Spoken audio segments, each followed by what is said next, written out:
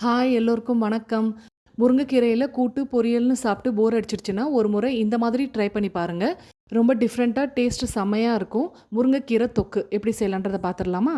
அதுக்கு மிக்ஸி ஜார்ல வெங்காயம், பூண்டு, தக்காளி சேர்த்துட்டு, கூடவே 1 கைப்பிடி அளவுக்கு கொத்தமல்லி, 1 கைப்பிடி அளவுக்கு புதினா, 1 டேபிள் ஸ்பூன் மிளகாய்த்தூள், தேவையான அளவுக்கு உப்பு சேர்த்து நல்லா ஃபைன் பேஸ்ட்டா அரைச்சு எடுத்துக்கலாம். தண்ணி எதுவும் ஊத்தக்கூடாது. அடுத்ததா பேன்ல கொஞ்சம் தாராளமா நல்லெண்ணெய் சேர்த்துட்டு கடுகு, ஜீரகம், வரமிளகா போட்டு பொரிஞ்சதும் கடலைப்பருப்பு, உளுத்தம்பருப்பு சேர்த்து பொன்னிறமானதும் நம்ம அரைச்சி வச்சிருக்கிறத சேர்த்து நல்லா வதக்கணும். எண்ணெயில நல்லா வதக்கும்போது இந்த மாதிரி கலர் சேஞ்ச் ஆகும். இந்த ஸ்டேஜ்ல 2 கைப்பிடி அளவுக்கு முருங்கைக்கீரை சேர்த்துட்டு ஒரு 1/2 கப் அளவுக்கு தண்ணி ஊத்துனா போதும்.